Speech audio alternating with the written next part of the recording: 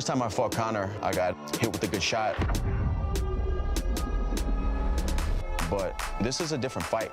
I know I'm one of the best in the world. I know who I am, and I know I can scrap.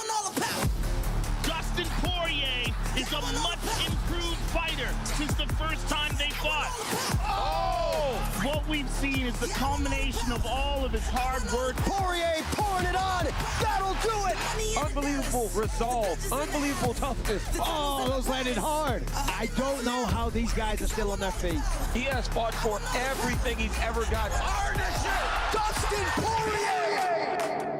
It was an inevitable bout for us to meet again. The fans can expect something they've never seen before. There's no one that does it like me. I'm always looking to make history every single day. He slapped him! I set my legacy in stone. Oh, man. It is all over! I've achieved everything I ever set out to achieve. I'm very proud of my achievements, but I have surpassed that level again. I just feel I'm untouchable. Oh! Early head kick from McGregor! Conor McGregor! I like Dustin. I think he's a good fighter. He's even a great fighter, you know, but great is still levels below me.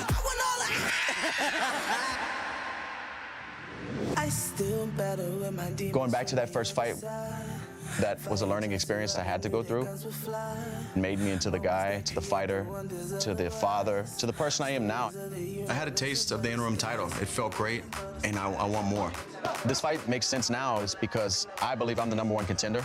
Conor wants to come back. He's talking about being the lightweight champion again. So when those lights turn on and Bruce introduces us, I'm going to stop Conor.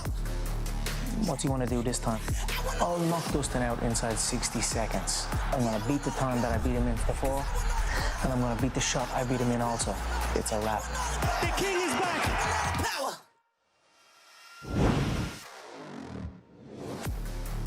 Welcome to today's UFC 257 press conference. This Saturday on pay-per-view.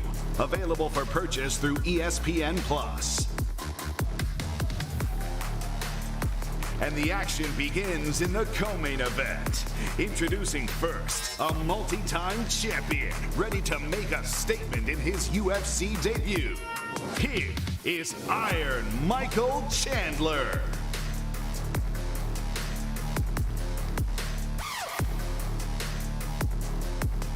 And his opponent, New Zealand's finest, coming off a 2020 in which he put on 2 of the best fights of the year.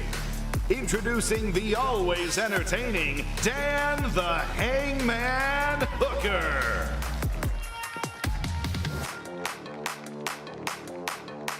And all roads lead to the main event. It's the much anticipated return of the double-weight world champion. A man who's changed the fight game forever. The owner of the fastest knockout in UFC title fight history. Here is the Irish megastar, the notorious Conor McGregor.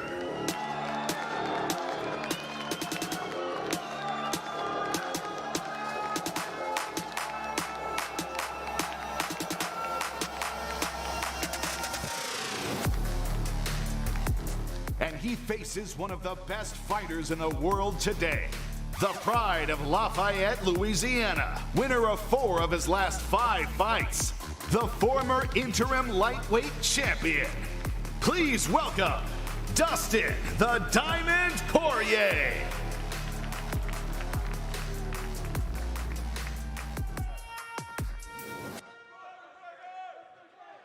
What's up, Abu Dhabi? How are you guys? Thanks for coming out today. We appreciate it. Who's got the first question? Conor, I'd like to start with you. Welcome back, of course. First things first, I mean, this entire pandemic, I think we've wondered, what would a Conor McGregor fight be like with no crowd, and now it's limited crowd? So now that you're kind of in the building, you're getting a sense for what the atmosphere is like, and when we think about you, the bright lights are on, the big crowds, that's when you perform. How does that affect your energy, your focus on fight night? I tell you what, it feels pretty good right now, you know, the crowd here. I know it's a small crowd, but it feels good, so I'm very happy to be here. Fair enough. And of course, as you said, this is a big fight, you know, pay-per-view headliner, but it's interesting. I mean, you have a victory over Dustin. There may be a title fight on the line, maybe there's not, we don't really know. So what provided kind of your daily motivation? I mean, you know, that extra practice, that extra grind that you might not want to go to, what was providing that for you? My love for the game, my love for competition, my love for combat. You know, Dustin has put on an incredible run since our last fight. It's been a long time coming. Yes, I did get the win over him the first time. But, you know, he's rose right up and he's back up there at the top of the division. So I'm excited to go and compete with him again. Fair enough. And you went out there and kind of made a pretty bold prediction. You said you think you can get it done in 60 seconds. You know, I know you have a lot of respect for him, but I wonder, I mean, that puts a lot of pressure on you, right? I mean, you win in the second round or you edge out a decision. Maybe it was a letdown. So any regrets in making that prediction? Do you stand by it? You know, well, I got him out of there in 90 seconds the first time. So, I mean, I'm not that far off. But, you know, that's a complete confidence in my preparation and in my abilities. I know Dustin's a hell of a competitor. I know there's questions here. He's heavier. He's up on a different weight. But he's more experienced. I feel I can do it. However, you know, there are question marks regarding conditioning and things like that. I know his team has been spouting about the conditioning and that. I have put in a lot of work to get myself correctly to the 155-pound frame. I got 40 seconds inside the octagon in 2020, which caused major frustration in my, you know, it's not enough. I need more. So I'm going to go in there, and I believe I can get him out there and possibly will hit him early and hurt him. But, you know, I hope for a good long bout. The last thing for me, Conor, I mean, it's kind of, I think probably no coincidence in the timing, but you were named in a lawsuit this week. I just wonder if you have any comments on that and if that's affecting your focus. I mean, I think that's a lot on your shoulders ahead of a big fight like this. You know, it's old news. It was investigated thoroughly over the course of 2 long years, and I was cleared of any wrongdoing. And that's it. You know, I have so much positivity in my life. I've got a great challenge ahead of me on Saturday night. And I'm very excited to get in. I put in an immense amount of work to get my frame correct at 155, to get my conditioning. You know, I want to answer questions here, and I hope Dustin can bring it to me, and we can have a good fight. Thank you, Conor. For Dustin, I wanted to ask you. I mean, you fought this year in the Apex, put on a Fight of the Year type candidate, right? Does that provide any benefit? I mean, this atmosphere is unique. It's different, right? I mean, does that give you any kind of an edge once you go in there, or is an octagon an octagon? An octagon's an octagon. It's actually good to see us moving in this direction and fans coming back. That's the direction we need to be, opening things up as safe as we can. And the UFC and Abu Dhabi here are doing that. So I'm excited to put on a show for these guys. Yeah. And Dust, I know that you've committed your life to this game, right? Sacrificed everything. You never had a $100 million boxing match, you know what I mean? You don't have a whiskey brand that's distributed around the world. I know you like the saying, 25 minutes to make life fair. Does that apply here? I mean, do you feel like there's a chip on your shoulder? I mean, you guys have had this kind of parallel life, but it's gone different. Do you walk in there with a little chip on your shoulder? Every fight is a chip on my shoulder. I'm trying to prove something. I'm trying to, the work that I put in, I'm trying to make it pay off. I'm trying to put my family in a better position, and this is no different. I know what a win over Conor McGregor means in combat sports, and I know that whoever wins this fight is fighting for gold, and that's why I fight. Fair enough. Thank you, Dustin. And just one last one for Dana, please. Dana, obviously this is a massive pay-per-view. Sir, you've got the hot sauce, Dustin. I'm actually I'd love to taste the hot sauce. I got a bottle for you. I appreciate that. I've got a bottle of proper for you. I'd love to share that. So, you know what I mean? He's putting in the work. I've been highly impressed. I think the whole business has been highly impressed. After that loss, many, many years ago, he rose up, became champion. He's given so much back. I'm honored to share this octagon with this man. I know we have this competitive fire, and it's still there. There's still that in us, you know. There's no denying that. We have a clash, and it's going to be a good firework-filled bout. But the respect is admirable for this man from me. I don't want to make it seem like we're up here giving each other back massages, but I just want to clear the air. Conor's team, McGregor Sports Entertainment, did reach out to my foundation, and they are, starting the donation to the Good Fight Foundation, and we have huge, huge plans for that. So, Conor, man to man. My pleasure, brother. My pleasure. Thank you. You're going to help a lot of people with that. Yes, and you. Maybe you could help him with the distribution deal for the hot sauce. Of course, no problem. I got to taste it first, though. You know, I don't put my name to something unless it's the proper, you know what I mean? Unless it's the finest. I got you. You'll taste it Sunday morning, then I'll give you a bottle after, yeah? It's perfect. Fair enough. Dane, I just want to ask you, like I said, I mean, this is a huge pay-per-view event to kick off the year. You kind of stirred the pot a little bit with the piracy, the online streamers. They want to come after you and give this thing away. So, any regret in kind of maybe stirring the pot a little bit? I'm glad you asked me about that because we got one. We got him. We're watching this guy right now. All you have to do is turn it on Saturday, and we got you, fucker. I can't wait. Turn it on Saturday, streamers, and see what happens. Thank you for asking me that question. Pipe down. Who's next?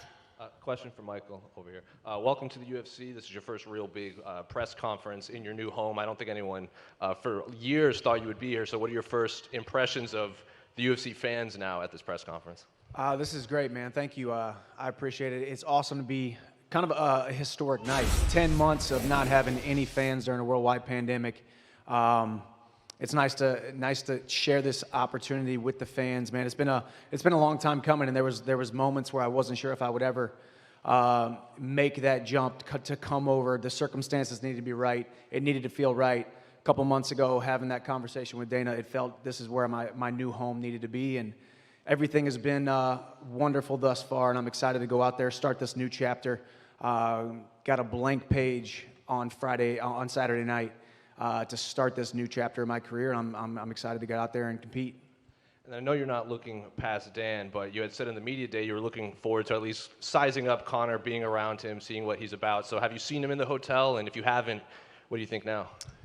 No, I have not. No, this is just the first time I saw him, man. He's looking dapper as always. Conor McGregor, typical Conor fashion. But I've been outside of the UFC, and I told Dana this in our conversation. Every single time that I trained for one of the guys that I stepped inside of the cage with, I wasn't training to fight them. I was training to fight the number one guy in the world. The number one guy in the world has always been under the UFC banner.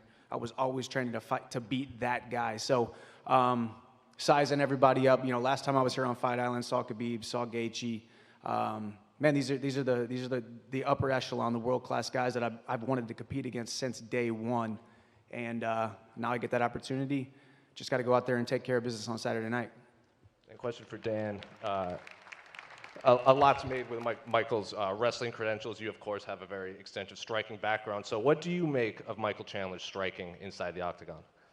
He's aggressive. The guy comes out. He's a fast starter. So I'm expecting by the end of that first 5 minutes, we're going to know how this thing's going to play out. I'm expecting him to come at me. I'm expecting a fast start. But I'm not one to back down to a challenge. And then question for Conor. Max Holloway declared himself the best boxer in MMA. You kind of laughed at that on Twitter. So I'm wondering, how would you rate the three gentlemen up here's boxing compared to yours?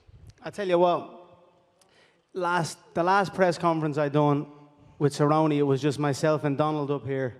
This time we've got three other men, four of us, and we're all in the same division. So, they're opponents, potential future opponents, and I'm very excited about that. That's kind of what halted me in 2020 before the pandemic even hit. It was like nothing really presented itself. Well, here we've got three up here. We've got Max skateboarding in the hallway back at the hotel. So I'm very happy with that. And, I'm very excited to see how the bout goes in the co-main event. I know the two men know the magnitude of where they are at, and I'm excited. That's gonna breed an exciting fight-filled fight. You know what I mean? It's gonna be a lot of power thrown. I would tell the two lads if there's any stalling or any situation like that, to be separating and let the shots fly, because there's a lot at stake here, and I wish both men the best of luck. And a question for all four gentlemen up there. A unique situation, four dads fighting on Saturday in the main and co-main event. So are your kids aware of what's going down on Saturday? Are you going to let them watch? I know Conor has Conor Jr. and his kids here, but are you going to let your kids watch on Saturday night? Sorry, say that again. Was that to me?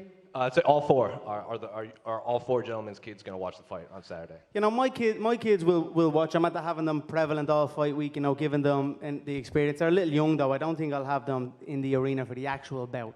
But they'll be watching their daddy for sure. And I look forward to going back after the fight. I know my son will be sleeping.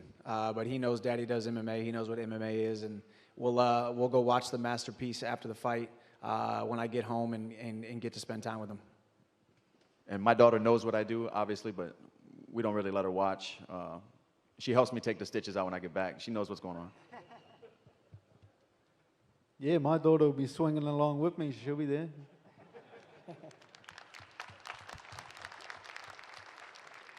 Who's got the next question? Well, one more for you, Dana, right here. Khabib did an interview yesterday saying he still doesn't want to make his mom upset by returning. Have you seen that interview, and have you spoken to him again since your initial conversation? I told you guys, we'll see what happens this week. We'll get him. We'll get him.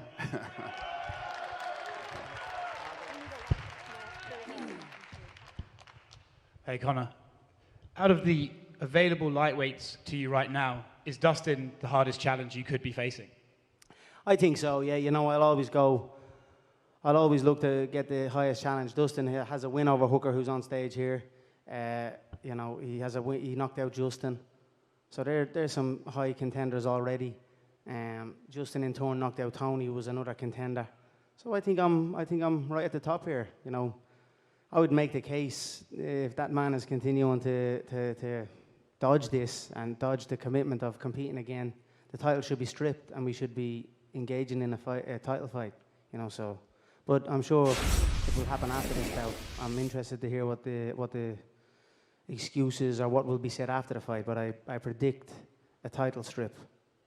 Going off a prediction, you said it's going to take 60 seconds to beat Dustin. It might go longer, but do you have the shot in mind already that you want to finish him with, or is that something that presents itself in the fight? I have a million shots. I have so many weapons in my arsenal, and you know they're all fine-tuned at this time. I'm in a phenomenal place, and I look forward to getting out and showcasing, you know, painting my picture and putting on a beautiful performance for the fans around the world. And for you, Michael, we know your story that you've just come into the UFC, but now you're up there on a press conference stage. Has it set in yet that you're making a UFC debut? Yeah, it has. I think the day that I signed on the dotted line, it started to sink in. Man, I've been competing at a high level since I was 14 years old, and all roads have led to this. It seemed like there have been roadblocks at times, but daily I have thought about it, I've visualized it, I've seen it. I've been watching these guys compete for a long time, and I've wanted to share the octagon with them. So it's, you know, the last trip here to Fight Island, a lot of people thought it was kind of an interesting decision. I wanted to be the guy that said yes when a lot of guys said no. So I stepped up, I said yes, and I reaped a lot of reward from that. Now all the familiar faces that I'm going to be rubbing elbows with, coworkers, and my tenure here in the UFC. Now they're all familiar faces, and it's all gone well thus far. Weight's on point, and here we are getting ready to step into not just step into the octagon, but step into a co-main event slot on a huge pay-per-view, a historic night. As these guys have said, this is a big opportunity for all of us, and we're going to go out there and we're going to go put on a great show. And for Dustin, there is an element of charity to this fight. You just mentioned that with the donation to your foundation. How important do you believe it is that a fighter at the top tier pays it back and pays it forward and uses their platform to help others who don't have one? I believe it's important for a man as he matures to recognize the situation and position he's in and that he put himself in. And to each his own. I'm not saying everybody should do it, but if you have it in your heart and you're in position to be a voice for people whose voice isn't heard, or to be a representative of something better, you know, it transcends fighting, and we're all fighting something. So it means a lot to me personally. I can't speak for anyone else. And for Dan, do you believe your style is the worst matchup Chandler could be facing on his debut? It's not a good style. I bet if he could have picked anyone else, it wouldn't have been me. Long, tall guy. You know, my game's built around defending wrestlers. The only reason I'm here is because everyone ahead of me turned the fight down. They don't want to take the risk. They don't want to risk their spot. You know, they come up with a bunch of excuses. Old Charlie Olives saying he can't make the weight. Like, Dana, you believe Charlie Olives can't make the weight? I got broomsticks thicker than that boy. I'm here. I'm taking the risk. That means that I reap the reward. Nice. And last one for Dana. Do we have an update on numbers for this card? You've got the return of Conor McGregor. We've got some fans back. But pay-per-view-wise, how is this thing trending? Very good. Yeah, no, this thing's trending great. Yeah, it's good. It's going to be good. There hasn't been, when was there a bad one? Since the pandemic started, there hasn't been a bad pay-per-view. They've all been overperforming. So you can only imagine what this is going to do.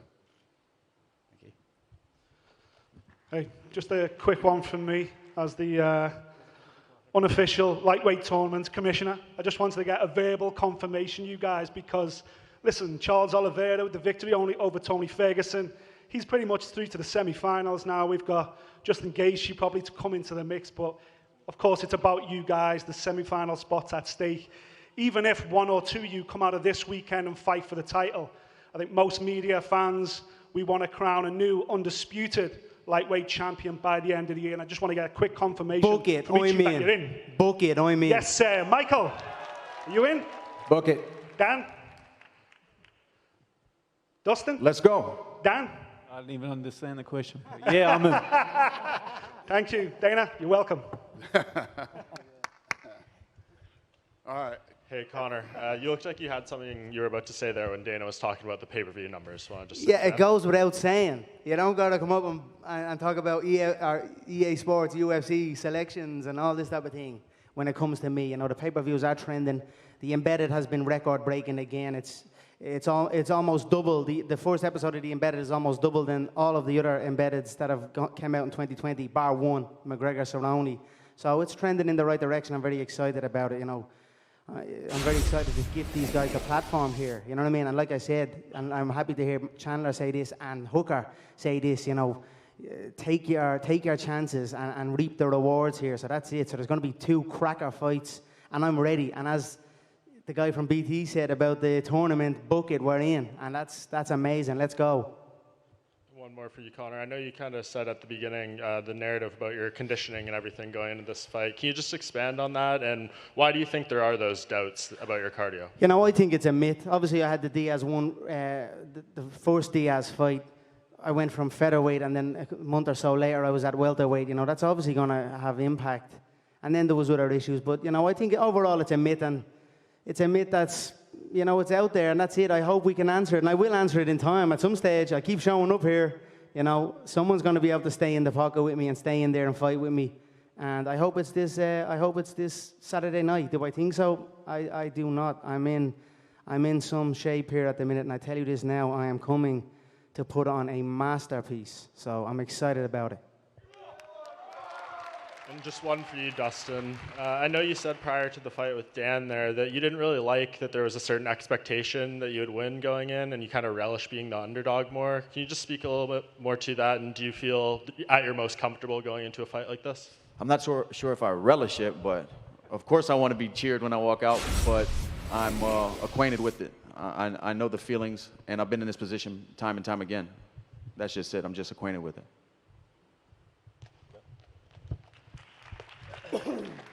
Hey, question for Conor. How you doing? I've enjoyed listening to you talk about, you know, getting the frame right for 155, and it struck me that it's kind of crazy that you've only competed there twice. You've been in the UFC for, what, 7 years? You've only competed at 155 pounds twice. Is that your ideal weight class, do you think? Do you think that's where you operate at the highest level? I've done pretty good in all the other ones as well. Yeah. You know, I've done good in them all. I've secured belts in multiple divisions, and I've secured knockout victories in multiple divisions. I do feel great at this weight, but, you know, whatever I commit to, I feel great at. You know, when I do the welterweight bouts, I feel great. I feel strong and big. I still feel this now. You know what I mean? I feel fast also. So I'm excited to get in and showcase it. Like you said, I have not had that much fights at 155 pounds in the UFC division, or in the UFC. And I'm eager to put in a stint, to get a run going. You know, like I done with the featherweights. I think I went 7 or 8 fights within the space of a year and a half. You know, that's what I'm looking for here. If they can match me up. I know now we've got multiple opponents up on the dais already, so we're in a good spot, and I'm eager to get going and showcase. I feel this is the best I have ever been, for sure, and I'm at 155 pounds. But, you know, if I go back to 170 pounds, you best believe that'll be the best I'll be at also. So it is what it is.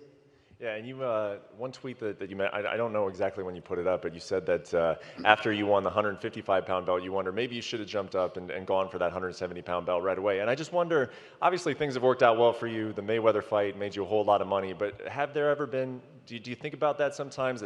What would have happened had I not left the sport? Sometimes I think, man, I should have just stayed in the featherweight division and fought Ricardo Lamas and all those type of guys, you know what I mean? And just been in the featherweight division. I always look to challenge myself and seek greater heights. And you know, although I have been the champion at 155 pounds, I have not had much time at this weight in the UFC, and this is what I wish to do now. Last thing for you, I wouldn't say that the security team was necessarily concerned about it, but they were very aware that you were going to be in the hotel this week at the same time as Khabib. And I was just wondering if that is still a warranted concern, or I mean, have you guys passed that part of your relationship that you could be in the lobby of a hotel and we wouldn't have to worry about anything happening between you guys? You know, all of those events were 2018. It's now 2021. What I will say is, as long as we fight again, there'll be no issue, and that's it. You know, if he continues to run, well, I'm not sure. We'll see what happens. And I got one for you, Michael. I mean, obviously you've been asked a lot about being in the new promotion and what it feels like to be in the UFC. I wonder what it feels like to be on the stage with these three gentlemen. And is this a different caliber of opposition that you've been in contact with throughout your career? I mean, is there truth to that, or do you feel like throughout your career you have been, you know, amongst guys who are of the same skill level as these guys? Overall, this is the toughest competition that I will ever face in my entire life. But I think when you look at my resume, when you look at my track record, guys like Eddie Alvarez, guys like Benson Henderson, these are champions that were here in the UFC. Granted, it was a couple years later, but I've been competing at a high level since I was 14 years old, as I said. So I've been dreaming of this day or visualizing this day just in case it ever did come. And now I'm fully prepared to take the opportunity head on. And absolutely, all these guys are the best in the world. And the UFC lightweight division is the most hyped, most electrified, most energetic division in the UFC today. And it was a perfect time to insert my name into the mix. Thanks, guys. This question's for the Diamond, Dustin Poirier. You fought in this country before to unify the lightweight strap against Khabib Nurmagomedov. Is this stage greater for you than UFC 242? It's obviously a huge fight, but fighting for the world title is the biggest fight you can get to me, because that's the reason I fight. I want to be the undisputed world champion. I'm still chasing that goal, and I know this fight here gets me one step closer to that. So. This question's for the notorious Conor McGregor. What separates the fighter Conor McGregor from the business mogul Conor McGregor? You know, I bring all of the discipline and the drive that I learned in my martial arts training and preparation and competition into the business world, and it's helped me tremendously. It's why I always would urge any parents around the world to get their children into martial arts, any type of combat sport. And it's not necessarily to compete. If they wish to compete, well, then they can compete. But the things that they learn through martial arts, you know, you cannot learn it anywhere else, and it will translate into many other things, especially the business world. So it's pretty much the same, two of the same. And lastly, for Michael, you've sized up all of these lightweights now. The last one here is Conor McGregor. You've rubbed elbows with all of them. What do you make of this guy sitting next to you? Hey, he is exactly who we think he is. He is exactly who he thinks he is. He's got a track record. He's a global superstar for a reason. But all of that doesn't matter when you step inside that octagon when the cage door closes. We all know that. He knows that. But as far as the man, as far as what he's accomplished, as far as, just as you alluded to, outside of the cage, what he's done eyeball-wise, attention-wise for this division, for this promotion, it's nothing short of amazing, and it's awesome to share this opportunity, share this stage with these guys. And it's, as you can see, I think there's a lot of growth up here. I think we've seen a lot of growth in Conor, one of the baddest men on the planet, now one of the most daddest men on the planet. I think all of us, as you alluded to, we're all dads. We all started coming up hungry, humble, and now we're dads and really fighting for a different purpose. So you kind of see that in him, you see that in Dustin, you see that in Hooker, and you see that in myself. So, man, either way, Saturday night, we're all going to go out there, put on a great show. Everybody buy that pay-per-view. Let's go. Appreciate that, brother. Thank you. Conor, how you doing, mate? You've evolved so much in your fighting career, but I think you've always been an artist inside and outside the cage with your fighting style and your ability to sum up things in such a poetic manner. But can you just talk to me a little bit about how you define yourself as an artist? I'm just an insanely driven young man, you know what I mean? I'm passionate about what I'm passionate about, and I give it my all. That's it. I'm a hard worker, true and true. If something needs to be done, Conor McGregor gets it done. Make no mistake about it. That's awesome. Staying on the topic of art, I wanted to read you a quote from 2013 that you said. It's really poignant, and I think it deserves to be read out in full, so just bear with me. I've lost my mind on this game, like Vincent van Gogh, dedicated his life to his art, and he lost his mind in the process. That's happened to me, but fuck it. When that gold belt is around my waist, and my mother has a big mansion, my girlfriend has a car for every day of the week, and my kids' kids get everything they ever wanted, then it will pay. Then I'll be happy I lost my mind. Can you just reflect and talk to me about how that makes you feel hearing that in 2021? You know, it's been some ride. I've got it done, and I'm up here, mad as a brush. You know what I mean? I've been through it all, my friend. You know, I appreciate that, and it's been a wild ride for me. It's not been easy at times, but you know, what a life. And I tell you what, I wouldn't want it to be any other way. I'm very excited to be back here. I'm very excited to have fans back in the area. I'm very excited with the competition, the multiple competition. Yeah. I just feel invigorated. You know what I mean? And as you said, about artistry and all, and Vinnie Van Gogh, I'm going to paint a beautiful picture here inside this octagon on Saturday night, and I'm very excited to do so. Awesome. Thank you so much, mate.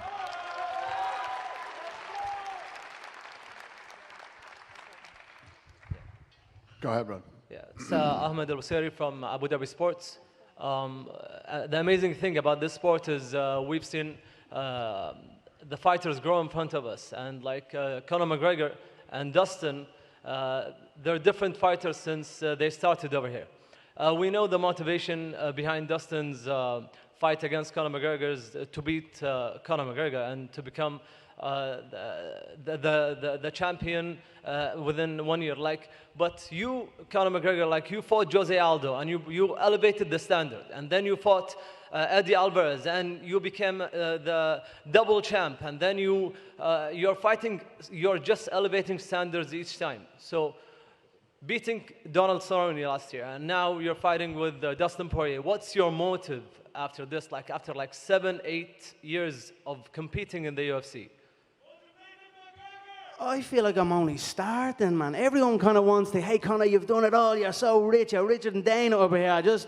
What are you doing here? I'm like, I'm not allowed here. I want to be here. I want to perform for the fans.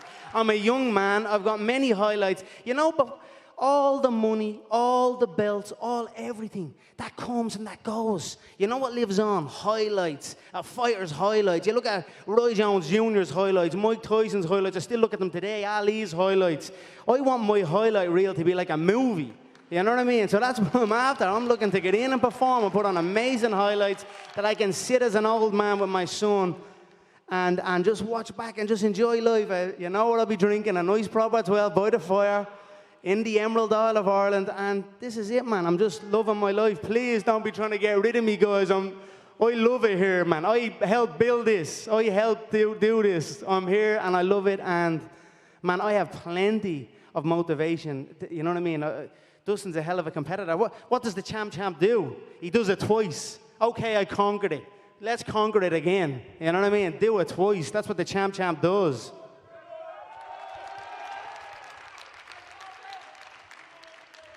Conor, question down here. Talk to me about how your training camp went in Portugal. I know it was kind of secluded due to the lockdown. You've had secluded camps in the past. Do you think this is something that you want to continue with going forward? Yeah, I tell you what, it's been a phenomenal camp all across the board. We were in Lagos in Portugal, we were in Dublin, we were in Dubai, and now we finish it up here. Yeah, it was an amazing camp. I have an amazing team of people around me all across the board, from the nutritionists, from my coaches in mixed martial arts, in jiu-jitsu, in boxing, in wrestling, and all my sparring partners. It's a phenomenal team I have, as well as my conditioning coaches. And I'm looking forward to going in and representing all my team's hard work. You know what I mean? We put a lot of hard work in here, and I'm going to go in and do my team proud.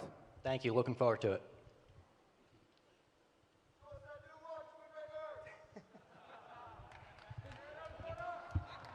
Who else? Yep, go ahead. Dustin, everybody's talking about how much you've changed as a fighter since the last time you fought Conor. What would you say is the main thing that changed in your game and that would make a difference this Saturday, whether mentally or physically? I think technically as well. Mentally for sure, technically as well. I mean, 6 years since we fought. You have to evolve to stay at the top of the division for this long, to stay in the company for this long. And just maturity. And I don't care what anybody out here thinks anymore. I used to care too much. I don't care. That's a superpower, not giving a fuck. And that's it. And Conor, this one is for you. I know you've been asked a lot about this whole Khabib thing, but I'm just curious to know, he said he's looking for something amazing, extraordinary this Saturday for him to change his mind and come back. What do you think he's looking for this Saturday for him to change his mind? You know, I don't really care. He did not say that.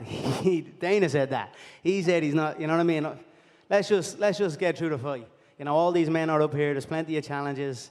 And, you know, it's a tough business. And the things have gone on in his personal life. I don't wish him any harm. Like I said, it was in 2018. A lot of time has passed. The world knows this fight is not over. You know what I mean? This war is not over. The sport needs it to happen. The people need it to happen. I'm not going to chase it if he doesn't want it. You know what I mean? And that's it. I'll keep my calm and move on. And that's what I'm doing. I'm back here at the 155-pound division. I'll show the world what's what over time. And that's it. And it begins on Saturday night against Dustin Poirier.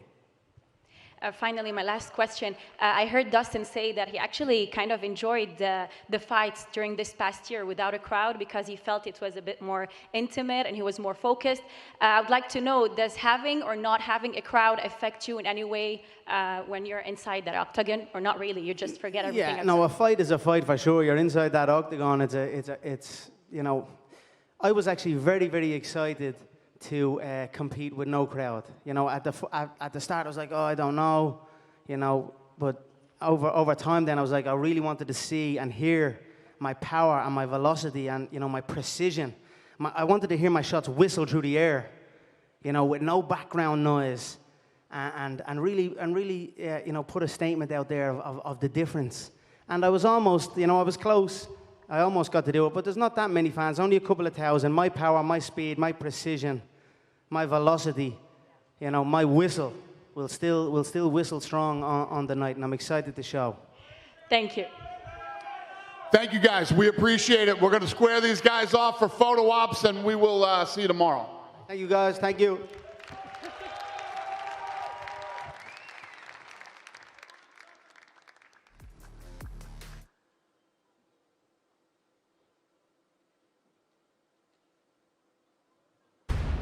This is a rematch that everybody wants to see. Surprise, surprise, the king is back. Conor McGregor! One of the most iconic fighters in mixed martial arts history. I'm gonna sleep this, Will. One shot is all it takes me. I always come out on top. Dustin Poirier!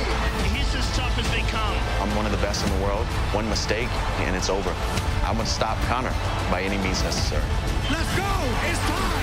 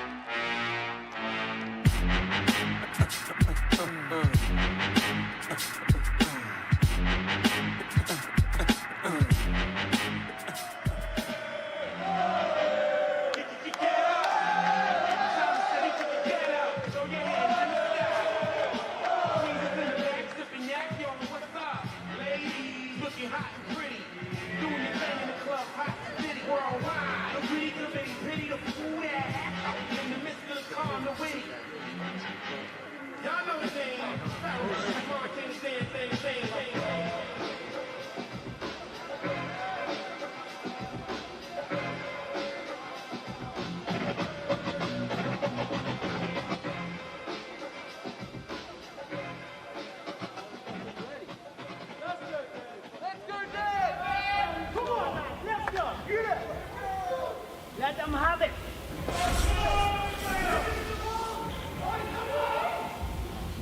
Face forward, boys, real quick.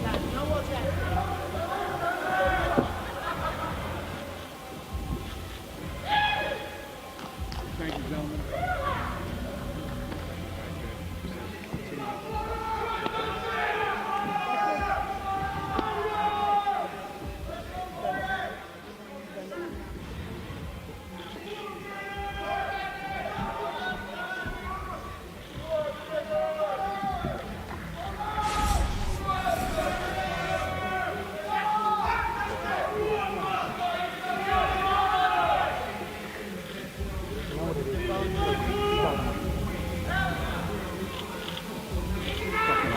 Thank you.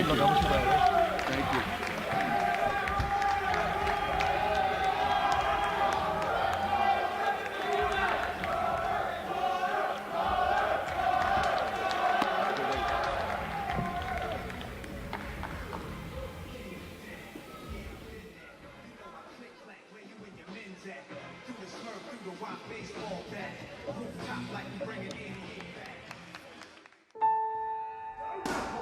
Breaking news here, the rematch is a done deal. Conor McGregor versus Dustin Poirier. This one is one we have been waiting for a long time. For the former interim lightweight champion Poirier, a golden opportunity to even their series at 1 win apiece. Conor McGregor, he got into the head of Dustin Poirier. When he wakes up, I'm in his head. When he goes to sleep, I'm in his head. When he eats his food, I'm in his head. Every single second, I'm in his head. I'm gonna crack him, and I'm gonna put him away. It's gonna be another first round, no doubt. Oh, he heard him. It's all over! But I'm here to tell you right now, this is not the same fighter that was in Vegas a long time ago. Dustin Poirier is a much improved fighter since the first time they fought. Dustin Poirier is a man on a mission. Life's about evolving. Drive, let's go! Picking myself up, getting better, doing it again. That's how fighting goes. You get knocked down and you keep working towards the goal. That's my story. Oh! Big knee by Poirier, he's hurt! Dustin Poirier knocks out Eddie Alvarez! When you look back at Dustin Poirier's recent record, stopped Eddie Alvarez, stopped Justin Gaethje. Oh! Poirier continues to land! Dustin Poirier by knockout! Those are two blood and guts warriors. To beat those two and then to piece up Max Holloway. Massive He right hurt from him. Poirier! He's hurt bad. What we're seeing is Dustin Poirier coming into his own. Dustin Poirier rises again! He wants to get that payback. And what a fight this is going to be. Conor McGregor returns. You know, I broke the game before I was even 30. Oh! He slept him! Conor McGregor is the new featherweight champion of the world! I'm always looking to make history every single day. Oh, man. Oh, he's done. He's done. And it's all over! History has been made! I'm still as excited, I'm still as hungry as I was then, Oh! Early head kick from McGregor! if not more. Cerrone's down! Conor McGregor! Too easy! I'm very proud of my achievements, and many more to come. It sucks to lose, but it made me the person I am right now. I make mistakes, but I keep pushing, keep learning, keep evolving. I keep the belief. I know I'm one of the best in the world. Now it's time to fight again. Let's go! They're gonna see an awakened animal. I'm gonna shine.